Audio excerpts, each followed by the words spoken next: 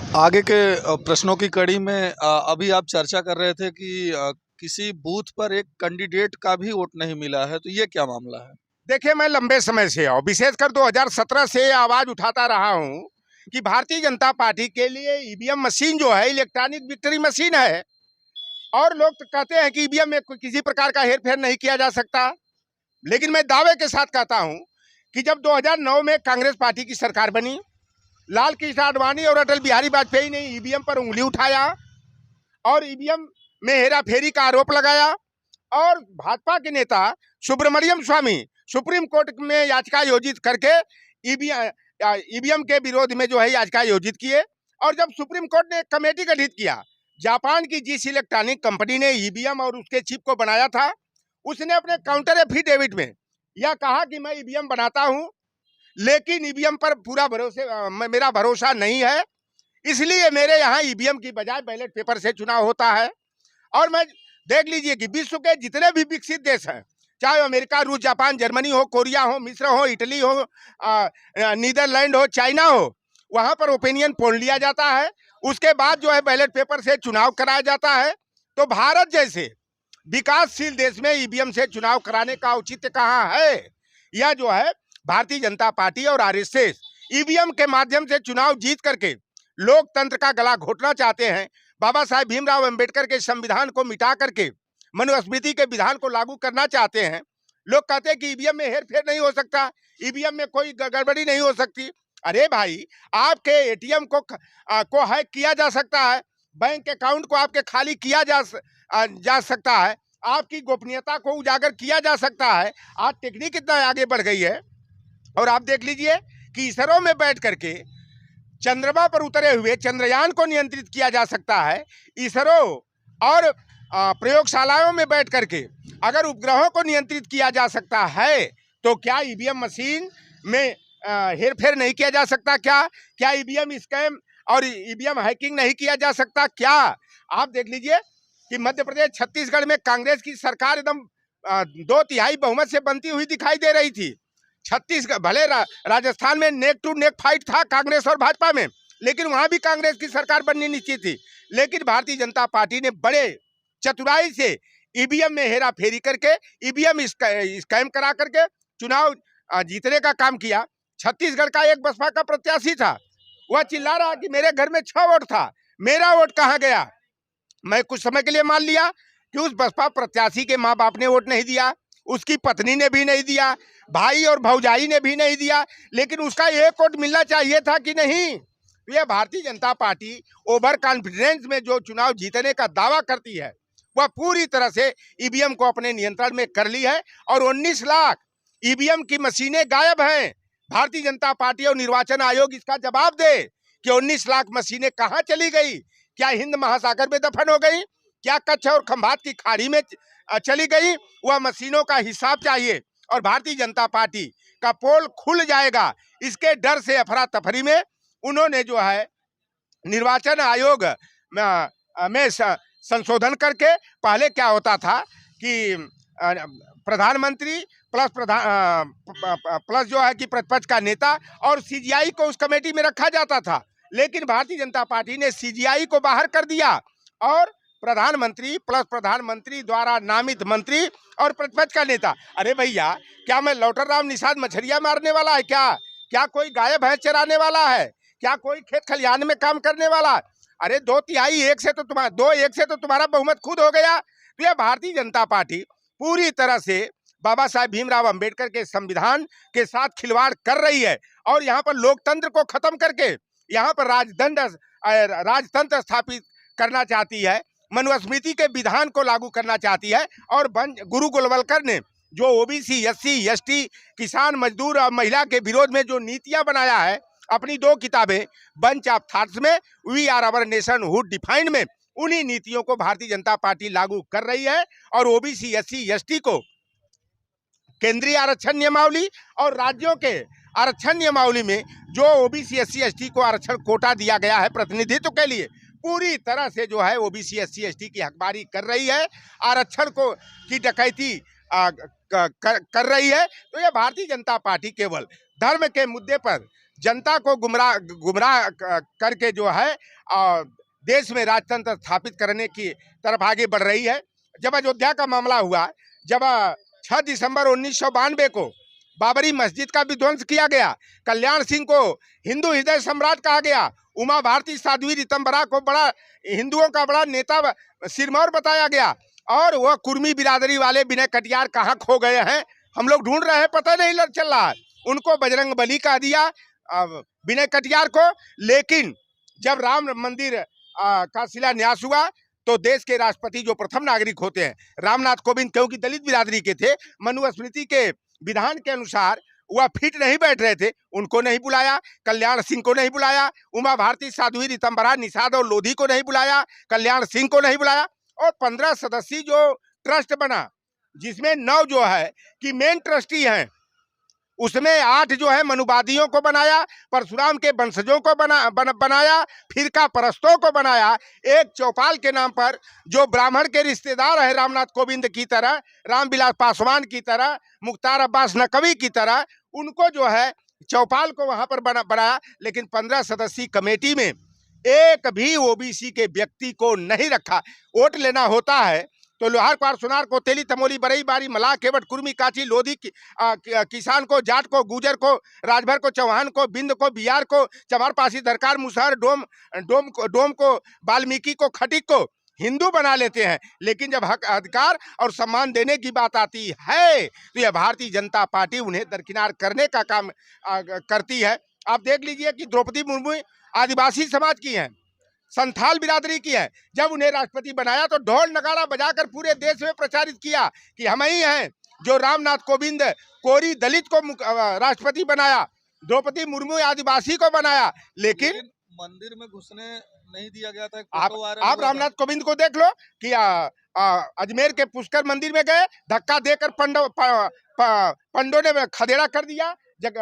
पुरी के जगन्नाथ मंदिर में गए, वहां पर धक्का मारकर सीढ़ी पर ही जो है कि धार्मिक कर्म कांड कराया। द्रौपदी मुर्मू जी जो है कि एक मंदिर दिल्ली में था, उनका सचिव जो है कि मंदिर के गर्भगृह में गया, लेकिन द्रौपदी मुर्मू को जो है बैरियर के बाहर ही खड़ा रहने दिया गया। और राष्ट्रपति बनने के बाद उन्हें जो है उड़ीसा के एक मंदिर में उनसे झाड़ू लगवाने का, पोछा कराने का काम किया गया। यही हमीरपुर में राज्य विधानसभा है, ममता अनुरागी अनुसूचित जाति की विधायिका है, एक मंदिर में जब चली गई तो वहां गंगा जल मंगवा करके उसका शुद्धिकरण कराया गया। और दूर की बात छोड़ो, आप ने देखन में छोटन लगे घाव करे गंभीर। उत्तर प्रदेश में सामाजिक परिवर्तन को आगे बढ़ाने वाले लोहार क्वार तेली तमोली बरई बारी नाई धोबी गोंड खरवार धरकार बसफोर को प्रधान बना करके, जिला पंचायत सदस्य बनाकर, प्रमुख बना करके, जिला पंचायत अध्यक्ष बना करके, पार्षद और मेयर बना करके जिस व्यक्ति ने सम्मान दिया, उत्तर प्रदेश के 3 बार मुख्यमंत्री रहे नेता माननीय मुलायम सिंह यादव जी के पुत्र अखिलेश यादव जी, जो हायर एजुकेशन की डिग्री उनके पास है, और वह देश के सबसे जो है अच्छे मुख्यमंत्रियों में अपना नाम दर्ज कराए। उन्हें विकासवादी विचारधारा का सबसे बड़ा नेता माना जाता। अखिलेश यादव जी जब 2017 में चुनाव हार जाते हैं तो 5 कालीदास मार्ग स्थित मुख्यमंत्री आवास को 9 दिनों तक गोमूत्र से धुलवा करके, कानपुर से गंगा जल मंगवा करके उसका शुद्धिकरण कराया गया। ये बेईमान, बेशर्म, बेहया जो मंडल विरोधी हैं। आप बताओ कि चारा घोटाला जो है जगन्नाथ मिश्रा ने 10 साल तक किया, और लालू प्रसाद यादव गुदड़ी के लाल, जिन्होंने सामाजिक न्याय की लड़ाई लड़े। इसका मतलब हम मान के चले कि मोहन यादव को हटाने के बाद वहां भी शुद्धिकरण। आप सुन लो, पहले लालू प्रसाद यादव ने चारा घोटाला की जांच समिति बनाया, लेकिन जो मिश्रा जज थे उन्होंने जातिवाद का परिचय देते हुए चारा चोर जगन्नाथ मिश्रा को बेल और लालू प्रसाद यादव को जेल दिया गया। जिस कृष्ण के नंद जी के घर में रहते थे, हजारों गायें पलती थी, दूध दही की नदियां बहती थी, तो कृष्ण जी को जो है माखन चोर का दिया। और जिन्होंने पिछड़ों के, दलितों के, वंचितों के, गरीबों के बच्चों को आगे पढ़ने के लिए 100% जाति धर्म वर्ग संप्रदाय से ऊपर उठ करके जो है शुल्क प्रतिपूर्ति और छात्रवृत्ति की योजना को लागू किया। इंटर पास होने पर बेटियों को जो है 30,000 रुपया कन्या विद्या धन देने का काम किया। 18 लाख बेटे और बेटियों को लैपटॉप देने का काम किया और 38 लाख बेरोजगारों को बेरोजगारी भत्ता देने और 56 लाख माताओं और बहनों को समाजवादी पेंशन देने का काम किया। मुफ्त पढ़ाई, मुफ्त दवाई, मुफ्त सिंचाई की योजना को लागू करने का काम किया और अंतर्राष्ट्रीय स्तर पर ख्याति लब्ध जो है कि जेपी एनआईसी बिल्डिंग को बनाए, जिस पर हेलीकॉप्टर भी उतर सकता है। इकाना स्टेडियम बनाए, एशिया का सबसे बड़ा जनेश्वर मिश्रा पार्क बनाए, एशिया का जाना माना पुलिस हेडक्वार्टर की बिल्डिंग बनाए, कैंसर संस्थान बनाने का काम किए, अमूल डेयरी और पराग डेयरी का कार्यशाला बनाया, HCL का हब बनाने का काम किया, जच्चा बच्चा केंद्र बनाने का काम किए, लोहिया संस्थान बनाने का काम किए। उस अखिलेश यादव के बनाए हुए कार्यों को यह भारतीय जनता पार्टी केवल नाम और नंबर बदलने का काम करते हैं। यूपी 100 का नंबर बदल करके 112 कर दिया। उसकी गुणवत्ता में क्या असर पड़ा? दिवाली से पहले यूपी 100 में काम करने वाली बेटियों को बाहर का रास्ता दिखा दिया गया, बेटियों पर लाठी चलाने का काम किया गया। 69,000 शिक्षक भर्ती में 18,000 ओबीसी का कोटा की हकमारी गलत तरीके से एमआरसी लागू करके किया गया। आपने सवाल किया मोहन यादव हटेंगे, उनका विशुद्धिकरण होगा। अरे मोहन यादव भैया ये केवल एक मोहरा हैं जो भीष्म प्रतिज्ञा लालू प्रसाद यादव और अखिलेश यादव कर लिए हैं कि भाजपा के दिल्ली जाने का रास्ता बिहार और यूपी में रोका जाएगा। तो ये इन लालू प्रसाद यादव और अखिलेश यादव जैसे भीष्म को रोकने के लिए, इनके प्रभाव को कम करने के लिए मोहन यादव को शिखंडी के रूप में आगे किया गया है। लेकिन मोहन यादव जैसे शिखंडी जो है उत्तर प्रदेश और बिहार में कोई प्रभाव नहीं छोड़ पाएंगे। एक तरफ मोहन यादव को मुख्यमंत्री बना करके डंका पीटा जा रहा है और दूसरी तरफ दिल्ली विश्वविद्यालय में हमारे एक प्रोफेसर लक्ष्मण यादव थे, असिस्टेंट प्रोफेसर थे, वह सामाजिक न्याय के मुद्दे की बात करते थे, अम्बेडकरवाद, पेरियारवाद और मंडलवाद की बात करते थे। तो उनको जो है नौकरी से निकाल करके बाहर करने का काम किया गया है। तो एक नहीं दर्जनों मोहन यादव को मुख्यमंत्री बना दिया जाए, लेकिन ओबीसी की जिस तरह से हकमारी भारतीय जनता पार्टी हर स्तर पर कर रही है, ओबीसी और विशेषकर यादव समाज जो है मोहन यादव के झांसे में आने वाला नहीं है। मोहन यादव शिक्षा मंत्री थे। आप देख लीजिए कि हमारे ओबीसी का बजट लूट करके सवर्ण बच्चों को विदेश में पढ़ने के लिए करोड़ों रुपया पानी की तरफ बहाने का काम किए। वही मध्य प्रदेश है जहां ओबीसी को 27 की बजाय केवल 14% जो है नौकरियों के लिए आरक्षण है। पंचायतों में केवल 7% आरक्षण है। बाबूलाल गौर यादव प्रतापगढ़ के थे, वह भी मुख्यमंत्री बने, उमा भारती भी बनी, शिवराज सिंह चौहान मामा भी रहे, लेकिन ओबीसी को बराबर कोटा नहीं मिला।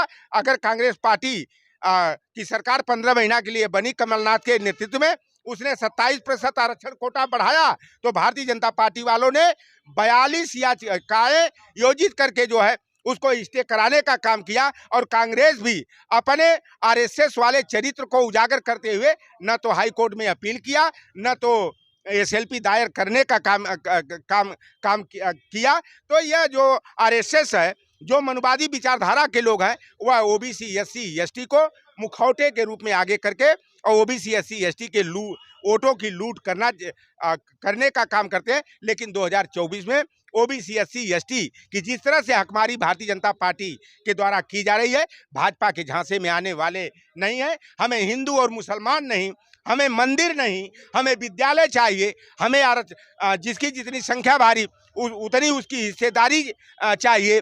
ओबीसी की जातिवार जनगणना चाहिए। जब कछुआ, घड़ियाल, मगरमच्छ की, डाल्फिन की, जानवरों की और हिजड़ों की जनगणना करा सकते हो, तो पिछड़ों की जनगणना कराने में आरएसएस वालों का जो है कि पिछवाड़ा में लाल मिर्ची क्यों लगती है। हम तो कहते हैं कि आप जनगणना कराओ, दूध का दूध और पानी का पानी हो जाए, और जिसकी जितनी संख्या है उसके हिसाब से बाबा साहब भीमराव अंबेडकर के संविधान के अनुच्छेद 15(4), 16(4), 16(4)(a) के तहत कार्यपालिका में, विधायिका में, न्यायपालिका में, निजी क्षेत्रों में डाइवर्सिटीज रिजर्वेशन पॉलिसी के तहत समानुपातिक आरक्षण कोटा होना चाहिए। और समाजवादी पार्टी इसी मुद्दे पर जातिगत जनगणना, समानुपातिक आरक्षण और जिसकी जितनी संख्या भारी उसकी उतनी हिस्सेदारी के मुद्दे पर जो है उत्तर प्रदेश में साइकिल को दौड़ाएगी। पीडीए फार्मूला को विजय दिला करके 2024 में भाजपा की विदाई होगी और इंडिया गठबंधन की सरकार बनेगी।